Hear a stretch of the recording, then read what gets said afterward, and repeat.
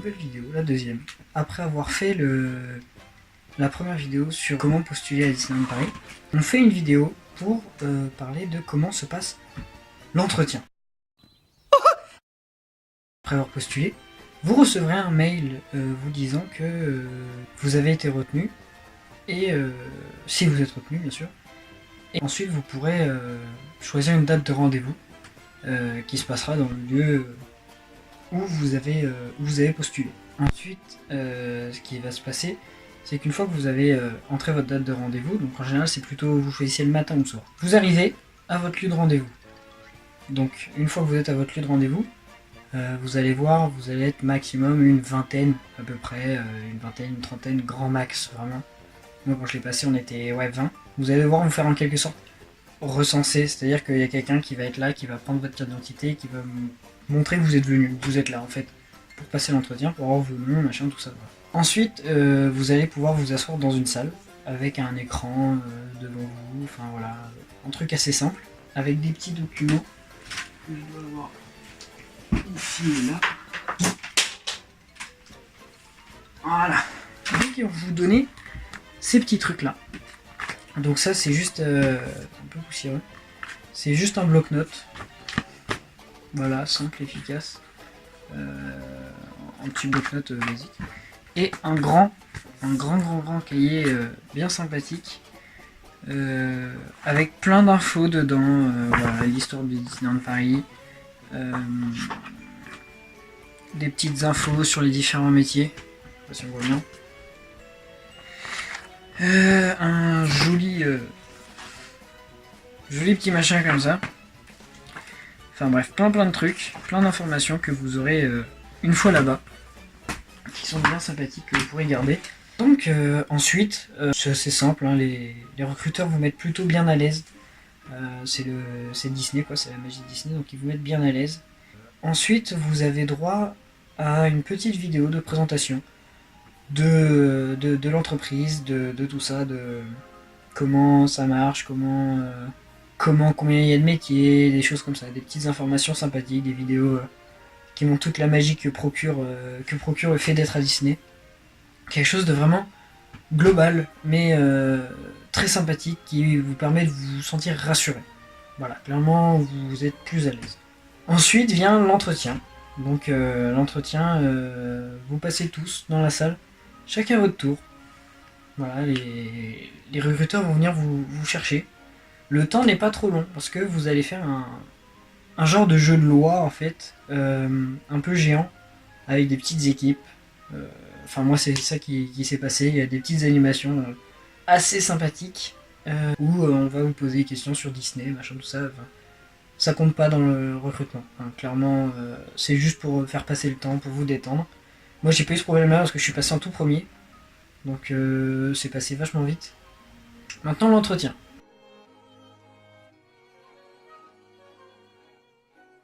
C'est un entretien assez basique, j'ai envie de dire, parce qu'avant il se faisait à deux, maintenant on est seul, avec le recruteur. Vous arrivez, machin, petite table, puf, vous donnez votre CV. La personne va prendre votre CV, va regarder rapidement votre CV, machin, tout ça. Et on est parti. Question de base, hein, facile, pratique. Pourquoi Disney Pourquoi pourquoi Disney par exemple, ensuite, pour quel emploi vous postulez? Vendeur boutique, attraction. Voilà, des petites choses comme ça, sans grande difficulté. Vraiment des questions de base. Juste connaissez votre sujet. Sachez, vous devez savoir où est-ce que vous voulez aller. Vous devez être motivé. Après il y a des questions, si par exemple vous avez dit que vous préférez les attractions, ils vont vous demander quel genre d'attraction. Ils vont vous demander par exemple si vous avez le vertige, parce que vous devrez essayer toutes les attractions, l'attraction sur laquelle vous êtes. Si vous avez le vertige, que vous n'aimez pas les attractions en sensation, ils vous mettront pas dessus parce que vous devrez tester l'attraction. Et si vous n'êtes pas capable de tester l'attraction parce que vous vous sentez pas bien, c'est pas de problème, ça pose un gros problème. Vous voyez? Je vous pose une question de mise en situation. Question simple, un enfant est perdu dans le parc, il vient vous voir. Qu'est-ce que vous faites?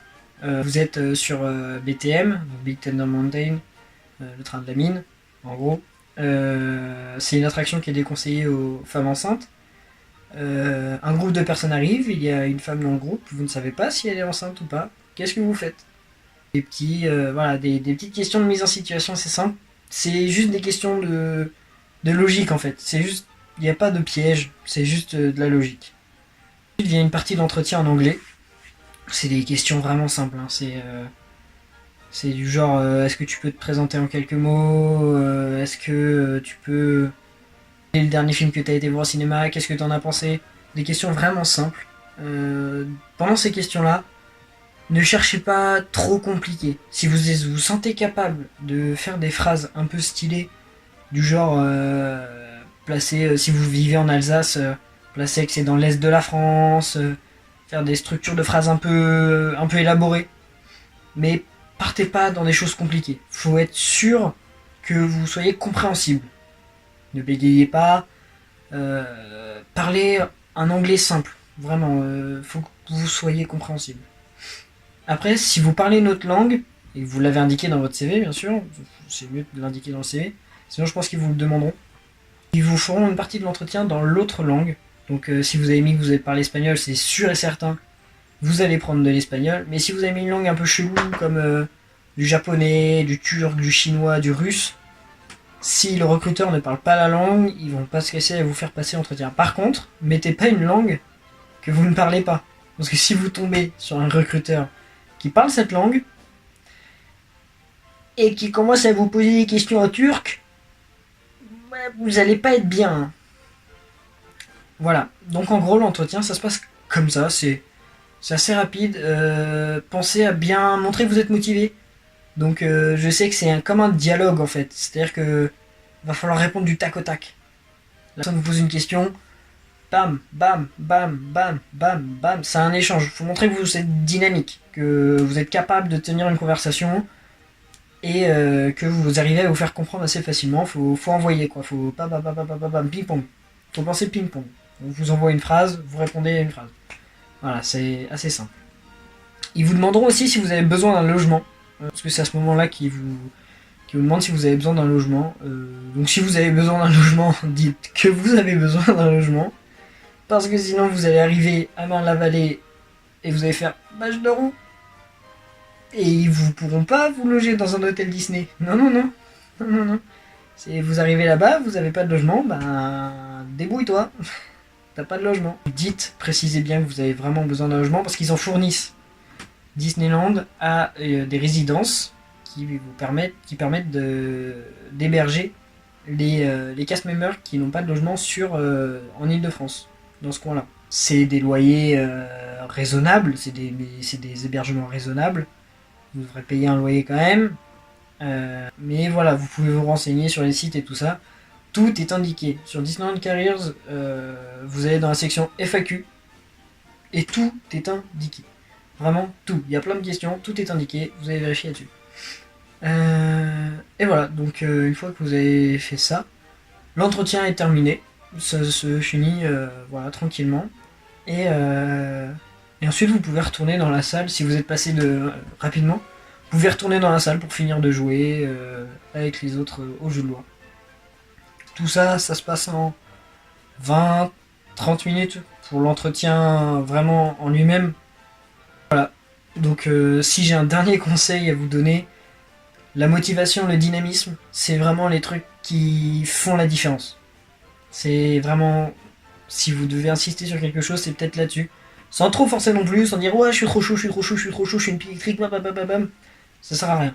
Insistez, vous montrez que vous êtes motivé, que vous êtes chaud patate, que vous attendez que ça, et que vous êtes à disposition. D'ailleurs, il vous demande aussi vos disponibilités. Ensuite, un autre conseil à vous donner est... Zen, franchement, zen. C'est un entretien. Tous les entretiens sont stressants, peut-être que celui-là est plus stressant que les autres. Mais zen, plus vous allez y aller tranquillement, plus vous allez y aller sûr de vous, entre guillemets, mieux ça se passera. Si vous arrivez là-bas, que vous êtes déjà en sueur, tout rouge, transpirant, dégoulinant, vous allez être encore plus mal à l'aise.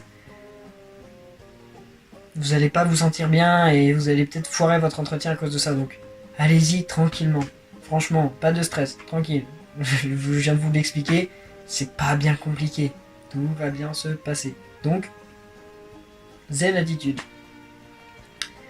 Après l'entretien, vous allez recevoir un mail. Normalement, c'est sous 3 semaines.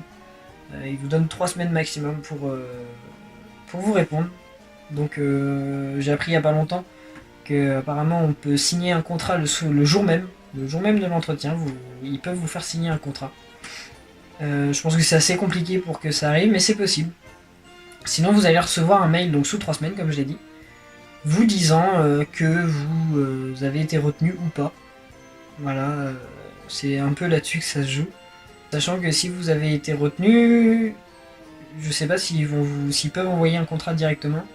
Mais si vous avez été retenu, vous pouvez vous retrouver en talent pool. La talent pool, c'est un peu, comment dire, comme une liste d'attente. C'est-à-dire que vous êtes placé dans une liste, dans un petit bol, comme ça, avec plein d'autres gens.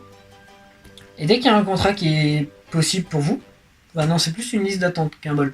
Vous êtes sur une liste, dès qu'il y a un contrat qui est disponible et qui vous correspond, paf, vous sortez de la liste d'attente, et on vous donne votre contrat et vous pouvez travailler. Et on est parti, on charbonne. Allez hop, Mickey grand patron, etc. etc. Donc vous recevez votre mail et vous êtes tout content et vous avez été retenu à Disney. Et voilà. C'est une sensation assez satisfaisante. C'est la fin de la vidéo, très clairement. Je vous souhaite à tous de réussir votre entretien. Toujours le sourire, la banane. Et surtout, n'oubliez surtout pas qu'il faut vivre la vie sans souci. Allez, à plus.